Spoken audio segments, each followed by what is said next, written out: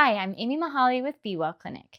Today I want to talk about emotions, and specifically emotions as they may be heightened in the holidays. There's a couple of reasons why I think emotions are often heightened in the holidays, and I want to talk about that and then give you some ideas about what we can do about that, what you can do for your body to care for your body physically and emotionally. First off, why?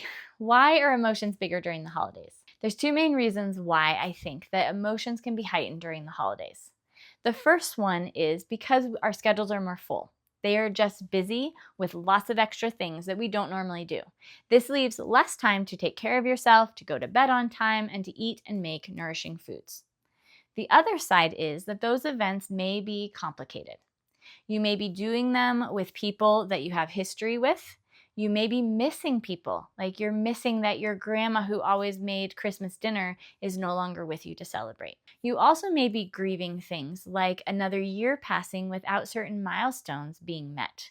Maybe you have financial, relationship, or other goals that didn't get met over the last year, and now you're facing that another year has gone by without that. So there are so many reasons why the holidays, especially the end of the year, are very tricky for us. There are a few things we can do to help, and I want to talk about those next. The first thing that I will always say to do is to acknowledge and validate your emotions. This is simply saying, hey, yes, I see that I am feeling sad, angry, upset, overwhelmed, excited, confused, anything that's going on, just notice it. If you aren't very good at emotion words, there are charts you can print out, there are faces you can look at to help you identify and to help your kids identify the emotions that you're feeling. This is an essential language for us to have health because we are emotional beings as well as physical beings. We need to know words to define our emotions, and then we need to validate them. So when you notice you're feeling angry, for example, most people will say, oh, I shouldn't be, and try to squash it. Squashing anger doesn't help because it just puts us inside of us and often comes out as pain. What we want to do is say, hey, I notice anger. I wonder why. Being curious about your emotions is the most helpful thing. You see that it's there and then you want to know why.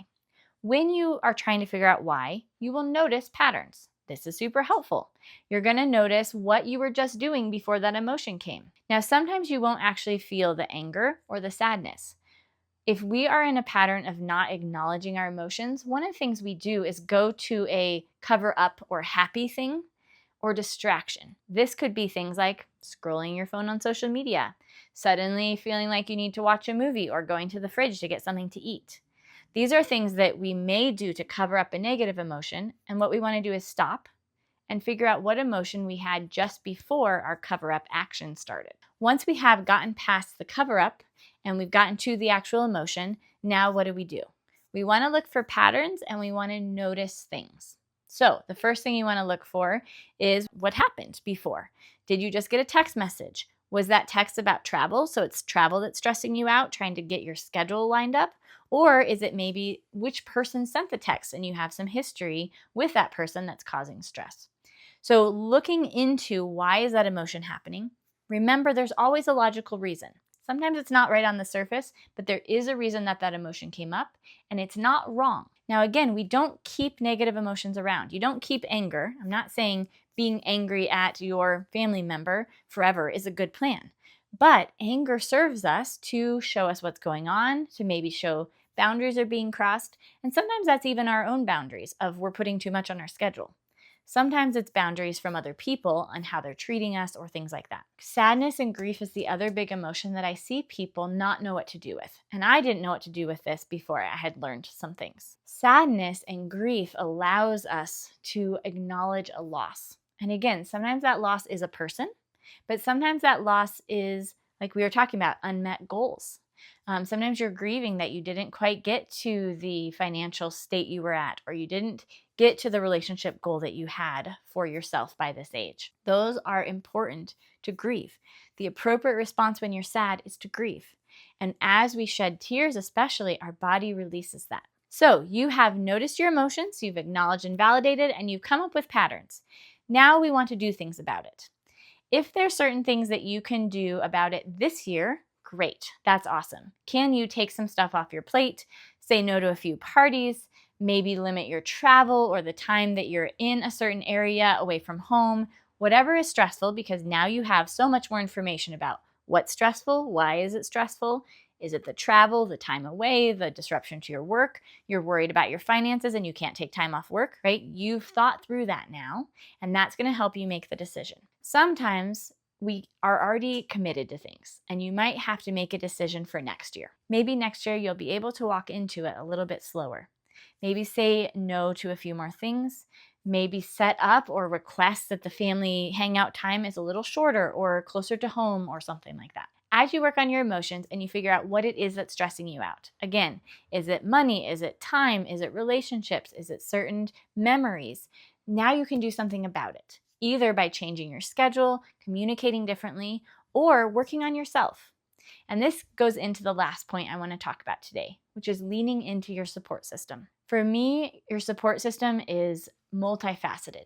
One, it's going to be the people in your life you trust to give you honest answers and opinions, to help you process through things, to not just fix it, but to listen. We should, and hopefully you do, have family and friends who can do this, but this is also where a good counselor or therapist can come in as well. So consider that if you feel like you're maybe lacking in this area in your life right now. The other really important piece is the body work part. Our bodies hold the emotions. The body keeps the score, which is a very good book, by the way, by Bessel van der Kolk. The body keeps the score. This idea has been proven true over and over, that when we have emotions we're not dealing with, we store it somewhere. And that storage of those emotions can actually cause chronic health issues and chronic pain. It can also just be brought up when there's an anniversary of events that are either the same or similar to the current event that seems triggering. Not everyone has heard of this idea of an anniversary, but what it is that our body remembers when things happen if we did not fully process it and get all the way out of the emotion and trauma of that event. This can be something that you remember, or it can be something that happened when you were younger and you don't remember. And what they found in observation is that people will tend to have similar symptoms come up with an anniversary type. So in February or July of every year, you get sick, or you have headaches, or you feel really frightened for no reason. Those types of things are one of the biggest proofs of this idea that the body keeps the score. The really good news is that it doesn't have to keep the score once you've brought it up.